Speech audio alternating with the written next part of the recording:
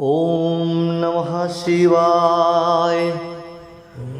पार्वती वल्लभ नीलकंठाष्टकम। नमो भूतनाथम नमो देवदेवम।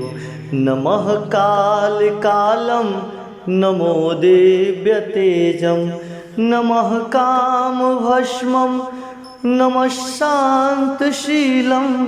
भजे पार्वती वल्लभं नीलकंठं। भजे पार्वती वल्लभं नीलकंठं। सदा तीर्थसिद्धा सदा भक्तरक्षं। सदा शैव पूज्यं सदा शुभ्रभस्मं। सदा ध्यानयुक्तं सदा ज्ञानतल्पं। भजे पार्वती वल्लभं नीलकंठं।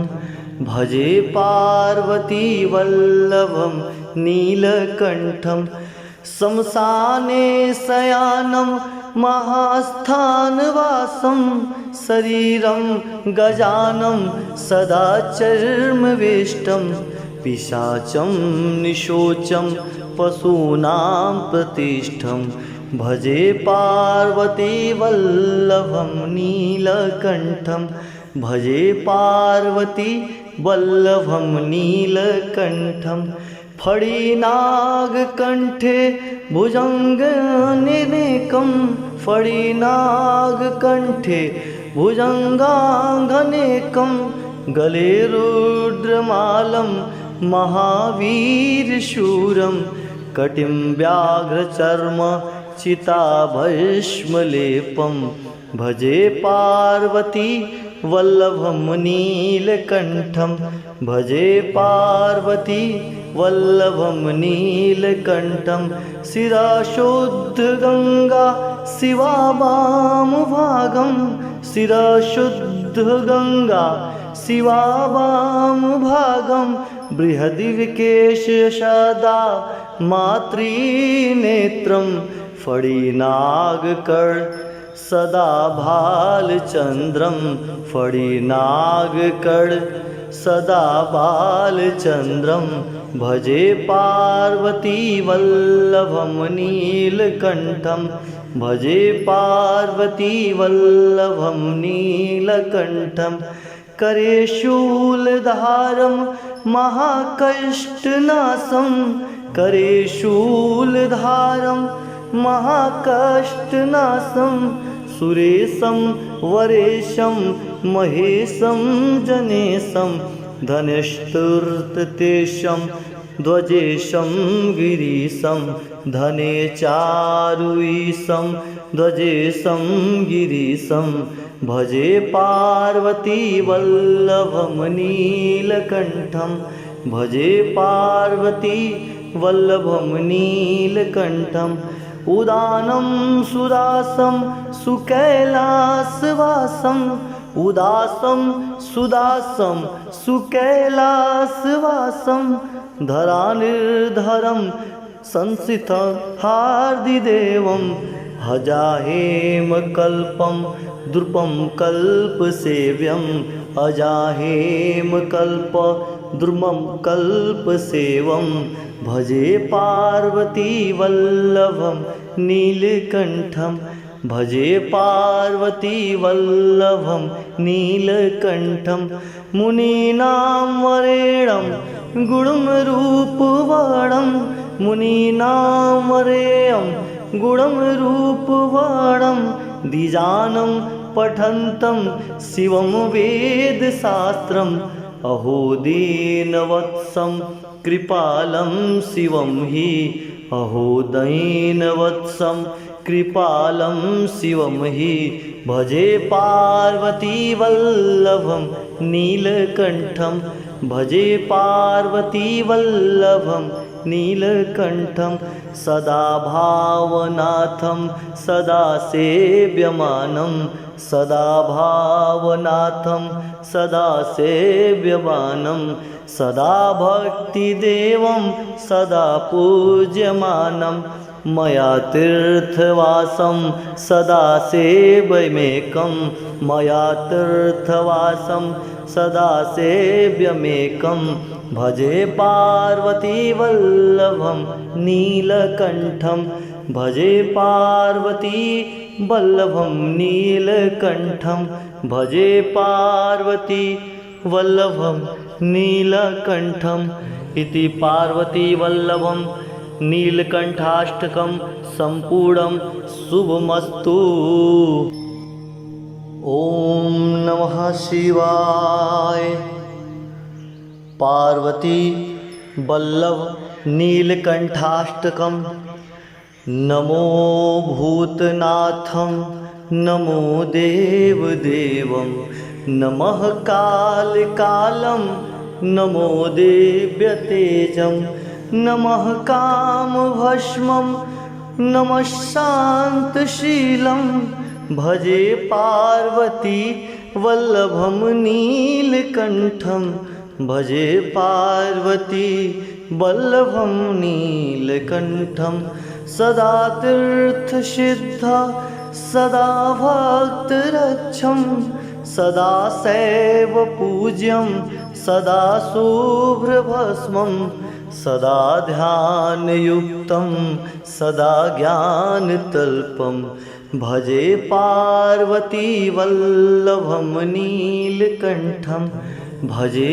पार्वती वल्लभं नीलकण्ठं श्मशाने शयानं महास्थानवासं शरीरं गजानं सदा चर्मवेष्टं पिशाचं निशोचं पशूनां प्रतिष्ठं भजे पार्वती वल्लभं नीलकण्ठं भजे पार्वती वल्लभं नीलकण्ठं फणिनागकण्ठे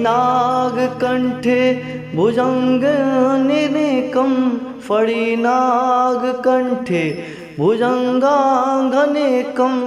गले रुद्रमालं महावीरशूरं कटिं व्याघ्रचर्म चिताभस्मलेपं भजे पार्वती वल्लभं नीलकण्ठं भजे पार्वती वल्लभं नीलकण्ठं शिरशुद्धगङ्गा शिवा वामभागं शिरशुद्धगङ्गा शिवा वामभागं बृहद्विकेशसदा मातृनेत्रं फणिनागकर् सदा भालचन्द्रं फणिनागकर् सदा बालचन्द्रं भजे पार्वती वल्लभं नीलकण्ठं भजे पार्वती वल्लभं नीलकण्ठं करे शूलधारं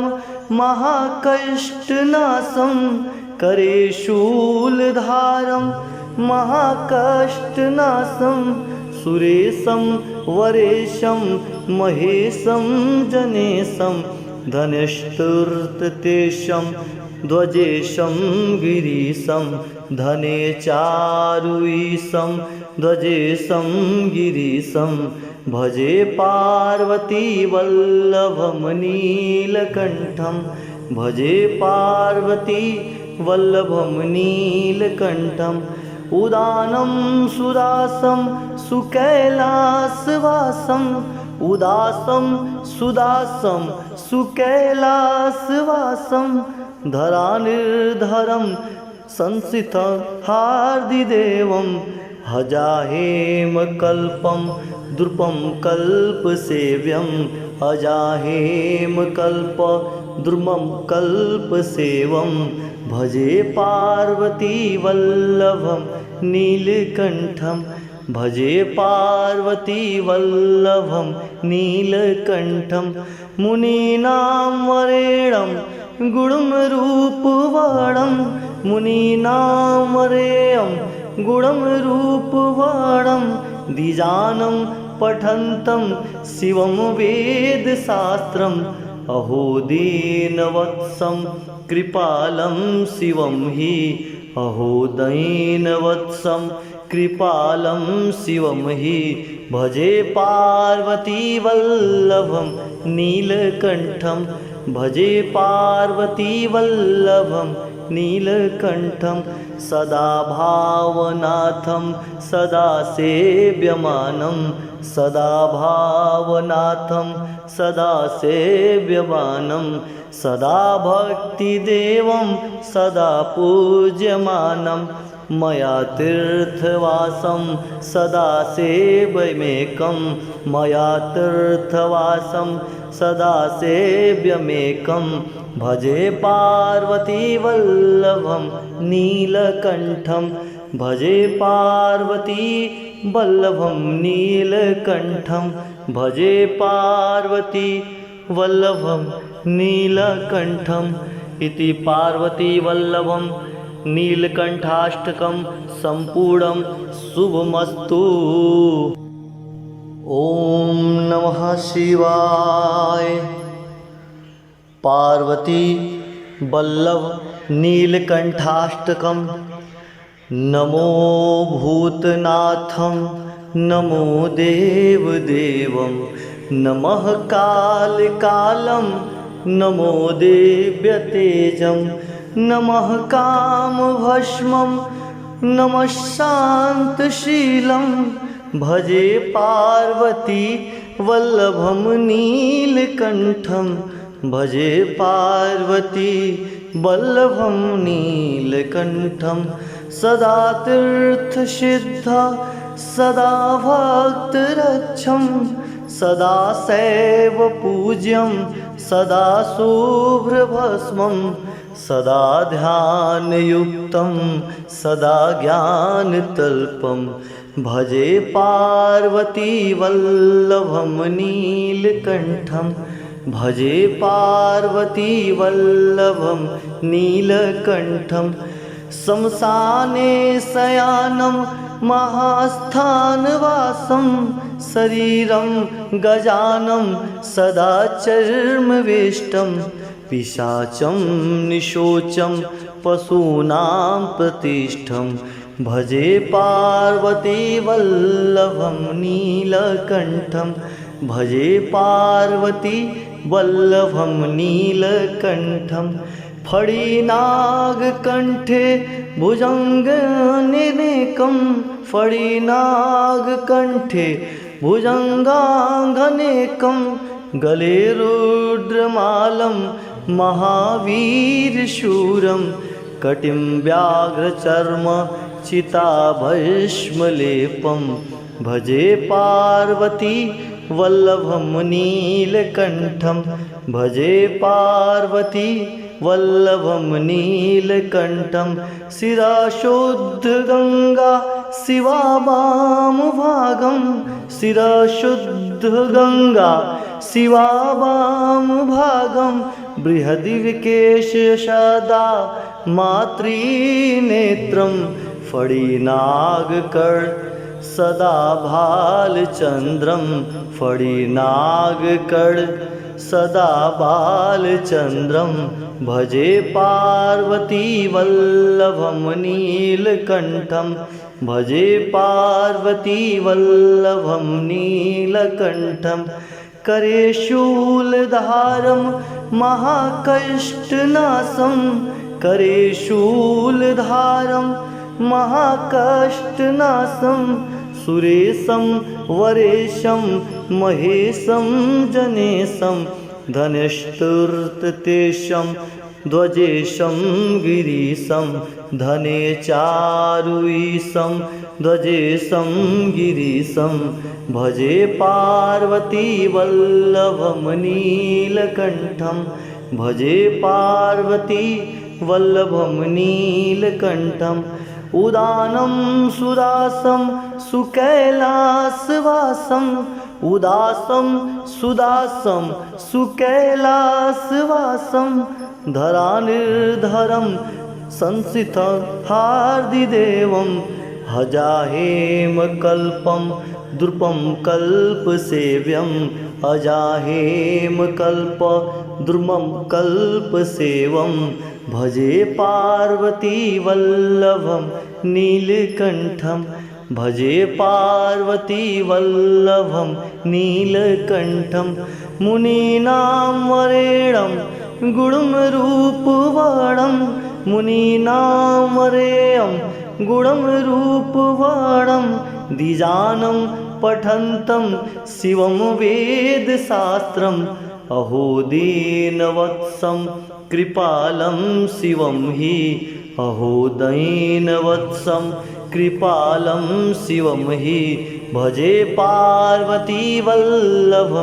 नीलकण्ठं भजे पार्वतीवल्लभं नीलकण्ठं सदा भावनाथं सदा सेव्यमानं सदा भावनाथं सदा सेव्यमानं सदा भक्तिदेवं सदा पूज्यमानं मया तीर्थवासं सदा सेव्यमेकं मया तीर्थवासं सदा सेव्यमेकं भजे पार्वतीवल्लभं नीलकण्ठं भजे पार्वतीवल्लभं नीलकण्ठं भजे पार्वतीवल्लभं नीलकण्ठम् इति पार्वतीवल्लभं नीलकण्ठाष्टकं सम्पूर्णं शुभमस्तु।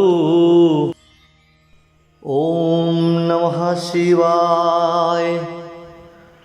पार्वती वल्लभ नीलकण्ठाष्टकं नमो भूतनाथं नमो देवदेवं नमः कालकालं नमो देव्यतेजं नमः कामभस्मं नमः शान्तशीलं भजे पार्वती वल्लभं नीलकण्ठं भजे पार्वती वल्लभं नीलकण्ठं सदा तीर्थसिद्धा सदा भक्तरक्षं सदा शैव पूज्यं सदा शुभ्रभस्मं सदा ध्यानयुक्तं सदा ज्ञानतल्पं भजे पार्वतीवल्लभं नीलकण्ठं भजे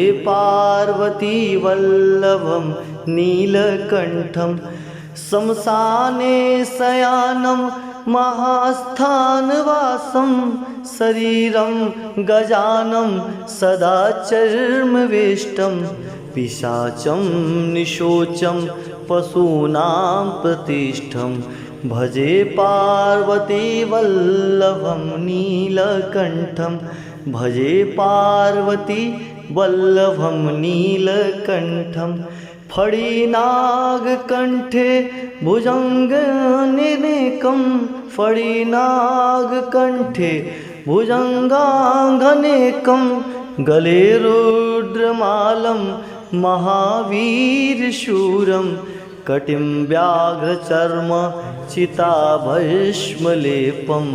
भजे पार्वती वल्लभं नीलकण्ठं भजे पार्वती वल्लभं नीलकण्ठं शिरशुद्धगङ्गा शिवा वामभागं शिरशुद्धगङ्गा शिवा वामभागं बृहद्विकेश सदा मातृनेत्रं फणिनागकर् सदा भालचन्द्रं फणिनागकर् सदा बालचन्द्रं भजे पार्वतीवल्लभं नीलकण्ठं भजे पार्वतीवल्लभं नीलकण्ठं करे शूलधारं महाकष्टनाशं करे शूलधारं महाकष्टनाशं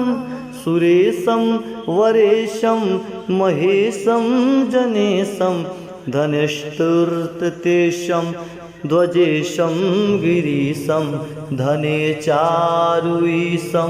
ध्वजेशं गिरीशं भजे पार्वतीवल्लभं नीलकण्ठं भजे पार्वतीवल्लभं नीलकण्ठम् उदानं सुदासं सुकैलासवासं उदासं सुदासं सुकैलासवासं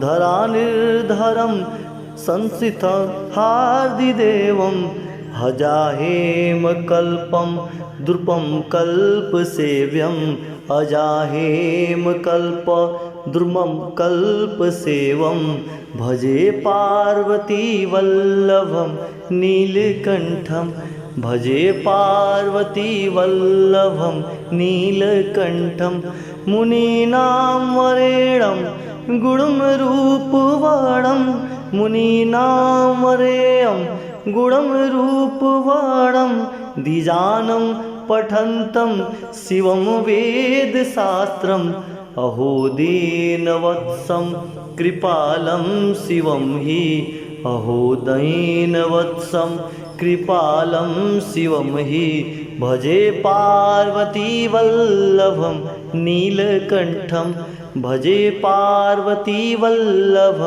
नीलकण्ठं सदा भावनाथं सदा सेव्यमानं सदा भावनाथं सदा सेव्यमानं सदा भक्तिदेवं सदा पूज्यमानं मया तीर्थवासं सदा सेव्यमेकं मया तीर्थवासं सदा सेव्यमेकं भजे पार्वतीवल्लभं नीलकण्ठं भजे पार्वतीवल्लभं नीलकण्ठं भजे पार्वतीवल्लभं नीलकण्ठम् इति पार्वतीवल्लभं नीलकण्ठाष्टकं सम्पूर्णं शुभमस्तु।